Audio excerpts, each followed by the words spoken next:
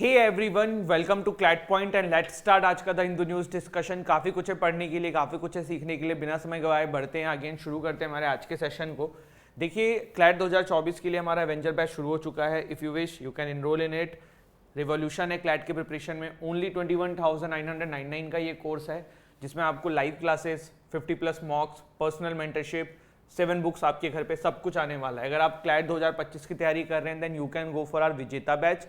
अगर आप एनएलसैट की तैयारी कर रहे हैं then you can go for our Prarambh batch. And if you are preparing for CLAT PG then you can go for our achievers batch. इन सभी कोर्सेज की डिटेल आपको हमारे ऐप पे मिल जाएगी। डिस्क्रिप्शन में ऐप का लिंक है, जाइए, डेमो क्लासेस देखिए, डिटेल देखिए। कोई भी डाउट आता है तो कॉन्टैक्ट नंबर भी है, आप कॉन्टैक्ट करके भी जानकारी ले सकते हैं कैसे क्या सारी चीज़ें हैं कोर्स की। ठीक है, चलिए। इसके बाद देखो, अभी ना सबसे एक बहुत बड़ी न्यूज़ ट्रेंडिंग चल रही है, तो सबसे पहले इसको थोड़ा सा देख लेते हैं। एग्ज़ाम का तो कोई पर्सपेक्टिव है नहीं इसमें, ऐसा कुछ है नहीं कि निकलेगा कि एग्ज़ाम में कुछ आ जाएगा, बट ऐसे ही क्योंकि काफ़ी न्यूज़ में है तो थोड़ा इसको देखते हैं क्या हो रहा है। तो देखिए, इनका नाम है सचिन मीना एंड शी सीमा हैदर। हुआ क्या, she is from Pakistan and he is from India. Covid के दौरान ना पबजी खेलते हुए इनका आपस में एक दूसरे से प्यार मोहब्बत हो जाता है। ये इंडिया से थे, वो पाकिस्तान से थी। पबजी में वो चैट वैट का सिस्टम होता होगा। देखो, I never played PUBG so I don't know, but आप लोग रिलेट कर सकते हैं जिन्होंने देखा होगा। तो उसमें इन्होंने बातचीत करते हुए एक दूसरे से फिर प्यार मोहब्बत इनकी बढ़ी। उसके बाद होता क्या है, सीमा हैदर जो हैं वो अपने 4 बच्चों के साथ दुबई आ जाती हैं और दुबई से फिर नेपाल आती हैं और नेपाल से इलीगली इंडिया आ जाती हैं। मैं फिर से रिपीट कर रहा हूँ, 4 बच्चों के साथ पहले दुबई पहुँचती हैं, दुबई से नेपाल पहुँचती हैं, नेपाल से इंडिया पहुँचती हैं इलीगली। और इसमें इनकी मदद जो है सचिन मीना इनके पापा के द्वारा भी करी जाती है कि इंडिया लाने के लिए। अब इसमें देखिए बहुत सारे एंगल्स हैं, जैसे कि एक तो है कि love versus national security etcetera etcetera. देखो, पहली बात, कोई भी इंसान भारत के अंदर इलीगली आया है और दुबई से आया है, फिर नेपाल से आया है, फिर आगे ऐसे मतलब बहुत सारे लोग आते होंगे। पहले तो एक वो कंसर्न है। दूसरा कि इनके ऊपर फिर अभी इनको अरेस्ट भी कर लिया गया था, but then they got the bail illegally Bharat में घुसने के लिए। सचिन को भी अरेस्ट किया गया था। इन पे अभी काफ़ी सारे जो टेररिस्ट स्क्वाड्स हैं उन लोगों के इनसे इंट्रोगेशंस भी हो रहे हैं। तो काफ़ी सारी चीज़ें हैं। देर आर थ्योरीज जो कह रही है कि आईएसआई की एजेंट हैं, बट फिर वो होना भी संभव है नहीं, ये भी एक अपने आप में क्वेश्चन है। दूसरा ये कि कुछ लोग भारत के कह रहे हैं कि इनको वापस पाकिस्तान डिपोर्ट कर दो, जो एक्चुअल में कानून कहता है। लेकिन देन सीमा हैदर कह रही हैं कि अगर वो पाकिस्तान जाएंगी तो उनको वहाँ पे मार डाला जाएगा। तो काफ़ी सारे यहाँ पे एंगल जो हैं वो सामने आ रहे हैं। देखते हैं इसमें क्या होता है आगे, बट फिलहाल जो ये न्यूज़ थी मैंने आपको बता दी है। इसके बाद देखिए, opposition teams India to take on NDA in Lok Sabha polls. Exam का पर्सपेक्टिव से there is nothing to discuss here, but क्या हो रहा है देखिए, प्राइम मिनिस्टर मोदी जी, और अभी वो 2024 का इलेक्शन आने वाला है जिसमें प्राइम मिनिस्टर हमारे नए चुने जाएंगे। तो बीजेपी के साइड से तो इट्स ऑलमोस्ट क्लियर कि मोदी जी ही फिर से कंटेस्ट करने वाले हैं। लेकिन जो अपोजिशन है उन्होंने पूरी एक टीम बनाई है और वो टीम बना के उनके बीजेपी के अगेंस्ट में उतरने वाली है। अब यहाँ पे ये चीज़ क्लियर नहीं करी है अपोजिशन ने कि कौन जो है उनका फेस है, देखते हैं। बट फिलहाल तो यहाँ पे ये न्यूज़ थी, ठीक है। इसके बाद India France and what keep their ties ticking, ये एक एडिटोरियल आया है आज, but there is nothing new. हमने लास्ट 2-3 डेज में इंडिया फ्रांस से रिलेटेड जितने आर्टिकल्स थे सब डिस्कस कर लिए हैं। जितनी इन्फॉर्मेशन आपको एग्जाम के पर्सपेक्टिव से चाहिए उतनी हमने कर ली है। ये आप अपनी इंग्लिश या CRRC के पर्सपेक्टिव से, रीडिंग के पर्सपेक्टिव से कर लो। पढ़ना चाहो तो न्यूज़पेपर में पढ़ लेना, but it is of no use for current affair का पर्सपेक्टिव, क्योंकि we have already done it. यहाँ पे देखिए, अभी एक खतरनाक न्यूज़ आई है। खतरनाक न्यूज़ क्या आई है, कॉमनवेल्थ गेम्स का नाम आपने सुना ही होगा। कॉमनवेल्थ गेम्स का जब भी हम नाम सुनते हैं ना, हमें एक नाम याद आता है शीला दीक्षित जी का। उनके ऊपर काफ़ी सारे आरोप लगाए थे अरविंद केजरीवाल ने कि इन्होंने कॉमनवेल्थ घोटाला किया है, ये किया है, मैं आऊँगा तो इनको जेल में डाल दूंगा। पर केजरीवाल जी की सरकार आई तो ये सब चीज़ ठंडे बस्ते में चली गई, ठीक है। तो कॉमनवेल्थ गेम्स जो है ना आपका 2026 का, 2026 का आपका होने वाला था विक्टोरिया, ऑस्ट्रेलिया के अंदर, ठीक है। सॉरी गाइस,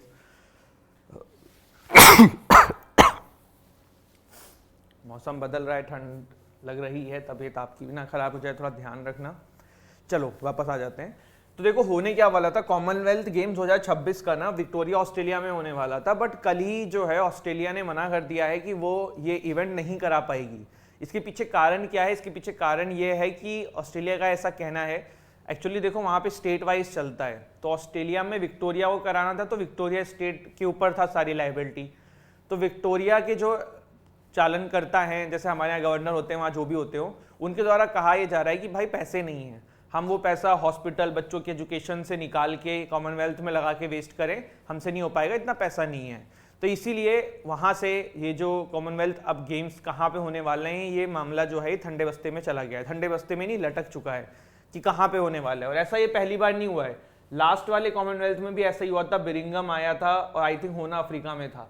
तो यही पूरा आर्टिकल लिखा हुआ है किस तरीके से बहुत सारे गेम्स के ऊपर जो हैं ये जो पैसे खर्च होते हैं, तो इसका ना कोई रेवेन्यू स्ट्रीम नहीं है। जैसे मतलब देखो क्रिकेट है, तो क्रिकेट के इवेंट अगर आप ऑर्गेनाइज कराते हो ना, तो उसमें पैसा बहुत आएगा। क्यों आएगा? क्योंकि भाई एक छोटी सी बात बता रहा हूँ कि उस लेवल पे ना लोग इकट्ठा होंगे, मैच देखने आएंगे, बट उसमें भी फिर कंट्री टू कंट्री डिपेंड करता है। अब जैसे क्रिकेट वर्ल्ड कप है, वो ऑस्ट्रेलिया में करा दिया जाए तो भीड़ होगी, इंग्लैंड में कराते हैं तब भी भीड़ होगी, इंडिया में कराते हैं तो भीड़ होगी। लेकिन अभी आप वेस्ट इंडीज में जाके कराओगे ना, तो खचाखच स्टेडियम नहीं भरे रहेंगे। तभी तो आप क्यों देखते हो कि ज़्यादातर जो क्रिकेटिंग नेशंस हैं, बड़े बड़े टूर्नामेंट्स वहीं होते हैं। तो यहाँ पे कुछ इस तरीके का मामला है। आप न्यूज़ क्या है वो ध्यान रखना, अभी किस कंट्री के पास जाएगा ये क्लियर नहीं है, जब होगा तो अपन उसको भी देख लेंगे, ठीक है। चलिए, इसी से मेरा आप लोगों से क्विज का क्वेश्चन है, पहले कॉमनवेल्थ गेम्स कब और कहां हुए थे? सभी लोग मुझे कमेंट सेक्शन में बताएंगे, ठीक है। पहले कॉमनवेल्थ गेम्स कब और कहां हुए थे, सभी लोग मुझे बताएंगे, ठीक है। और वैसे मैं आपको बता दूं कि आज तक किसी भी अफ्रीकन नेशन ने कॉमनवेल्थ गेम्स को होस्ट नहीं किया है। फिर देखिए क्या है, यूके की illegal migration bill on its way to becoming law. अगर आप लोग मुझे 4-5 मंथ से फॉलो कर रहे हैं, तो ये आर्टिकल हमने ना 4-5 महीने पहले डिस्कस किया था, जब ये बिल आया था, जब ये कंट्रोवर्सी में था। लेकिन अब ये बिल जो है ये बिल्कुल एक्ट बनने के कगार पे है। तो लेट्स सी कि क्या है ये पूरा बिल। देखो यूके में क्या होता है ना, यूके में होता ये है कि यार वहाँ पे ऑफकोर्स कोस्टल एरियाज ज़्यादा हैं, चारों तरफ से समुद्र हैं, तो देखने को ये मिलता है, चारों तरफ से मतलब काफ़ी सारे एरिया से, तो देखने को ये मिलता है कि काफ़ी सारे लोग जो है ना वो नाव से या बोट से इस तरीके से यूके के अंदर इलीगली घुसने की कोशिश करते हैं, ठीक है। अब पहले आपको ये समझना होगा कि what is the difference between asylum seeker, refugee, ठीक, and there is also another term illegal migrant. मैं तीनों में आपको डिफरेंस समझाता हूँ। असाइलम सीकर वो बंदा होता है जिसको अपने कंट्री में लगता है कि मैं वहां पे नहीं रहना चाहता हूँ या मुझे वहां पे थ्रेट है, तो वो सामने वाले कंट्री से पूछता है कि तुम भाई मुझे अपने यहाँ रह लेने दो, ठीक है। रिफ्यूजी वो बंदा होता है जो अपने कंट्री से भाग के आपके यहाँ आता है और उसके पीछे रीजन ये रहता है कि उसके कंट्री में उसको सताया जा रहा हो। जैसे रोहिंग्यास को रिफ्यूजीज बोला जाता था क्योंकि म्यांमार में उनको मारा जा रहा था। एक होते हैं इलीगल माइग्रेंट्स जो भैया बिना किसी मतलब के बस अच्छी लाइफस्टाइल के लिए आ जाते हैं, ठीक है। तो यहाँ पे ना ये जो लॉ है इलीगल माइग्रेशन बिल यूके का जो आया है, ये क्या करने की कोशिश करता है, ये कहता है कि अगर कोई बंदा जो है डायरेक्टली किसी कंट्री से, यार ये तो यूके का मैप ही नहीं है, मैं भी क्या बना रहा हूं आपके सामने यार, ये ऋषि सुनाक जी के द्वारा लाया गया था। आप इसको ऐसे समझ लो, अगर कोई बंदा यूके में इलीगली आने की कोशिश करेगा बोट्स के थ्रू, पानी के थ्रू, तो उसको दो ऑप्शन रखेगी यूके अगर पकड़ लेती है तो।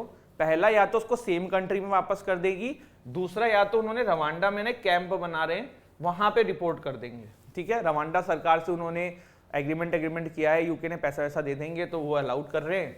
तो यहाँ पे देखो क्या देखने को मिला कि अगर कोई बंदा इलीगली वहां पे जाएगा तो उसको आपस सेम कंट्री में भेज देंगे या तो रवांडा में कैंप में भेज देंगे। अब देखो ना इसका बहुत क्रिटिसिज्म हो रहा था, इसका एक एग्जाम्पल लेते हैं। मिस्टर एक्स जो है ना वो क्यामार करके कंट्री में रहते हैं, हाइपोथेटिकल एग्जाम्पल है, दिल पे मत लेना, ठीक है। अब इनको ना इनके रिलीजन के लिए क्यामार कंट्री में मारा जा रहा है, ये वहां पे जिस दिन पहुंच गए फिर मार दिए जाएंगे। अब ये यहाँ पे पहुंच गए हैं कहाँ पे, यूके, अपनी जान बचाने, पर यूके वाले इनको वापस से यहाँ भेज दें, तब तो आप एक बंदे को मारने के लिए ही भेजे जा रहे हो, है ना। तो ये वाली चीज है, इसलिए इनका काफी क्रिटिसिज्म भी हो रहा था इस चीज को लेके। दूसरा देखो उस पे ना इन्होंने लाइफ टाइम बैन लगा देंगे कि वो बंदा कभी भी फिर यूके नहीं आ सकता अगर इलीगली आने की कोशिश कर रहा हो।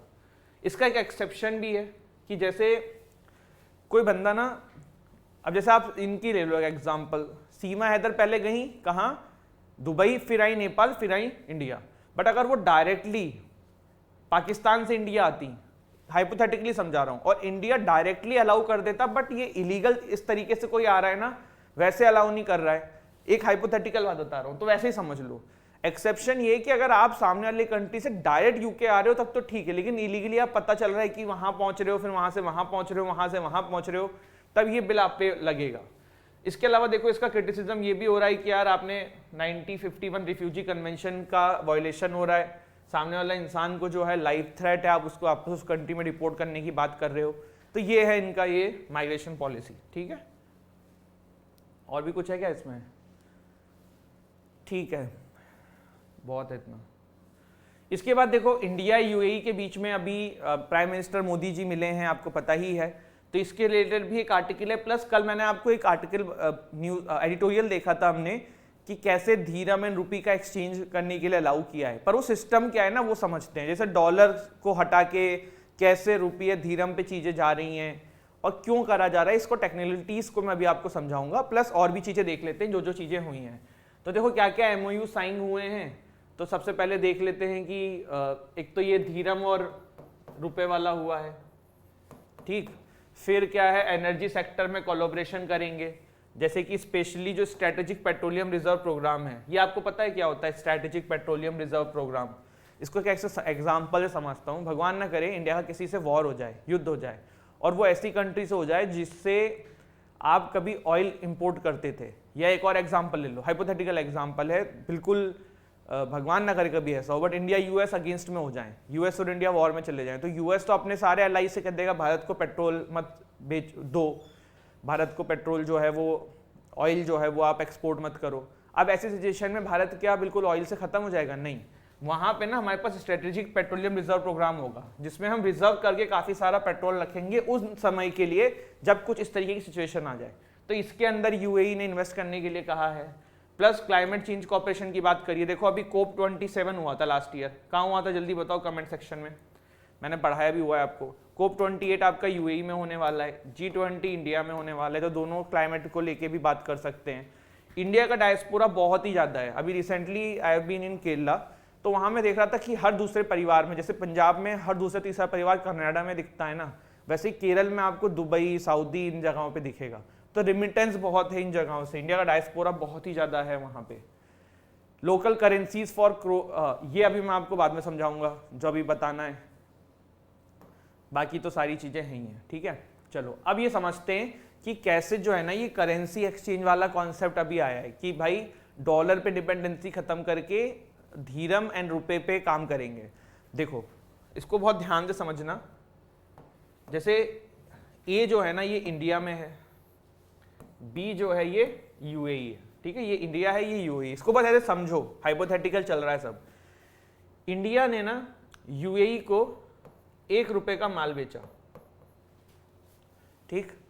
यूएई को पे कैसे करना था पहले के केस में, 1 रुपए जो है वो मान लो 0.055 धीराम है, तो 1 × 0.055 धीराम में जो भी आएगा उस तरीके की पेमेंट हो जाएगी।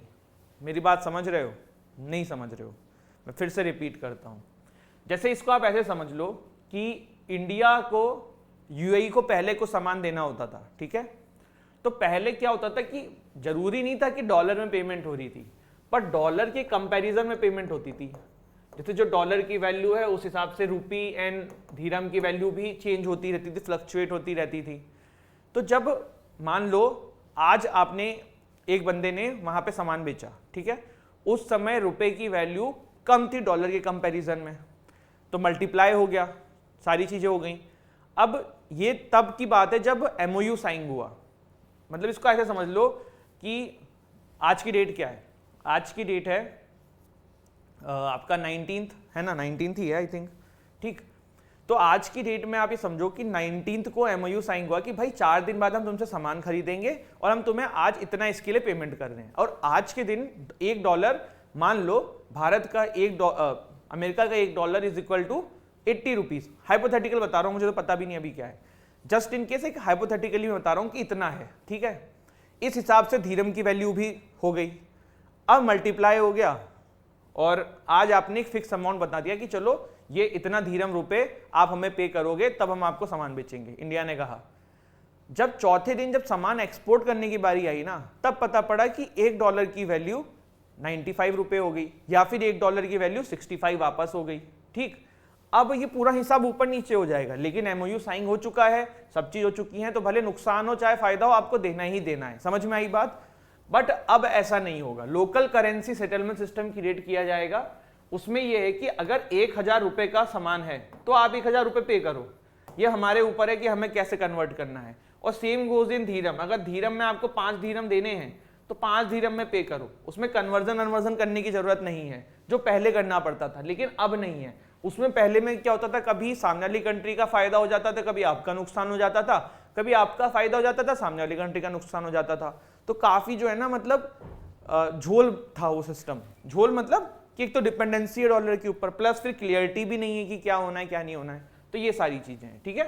तो आई होप ये चीज भी समझ में आ गई हो। तो ये मेन चीजें हुई हैं। इसके बाद क्या है, Russia target Ukraine port of Odesa, call its a payback for strike on bridge to Crimea. देखो ये क्या है, इसको भी समझते हैं।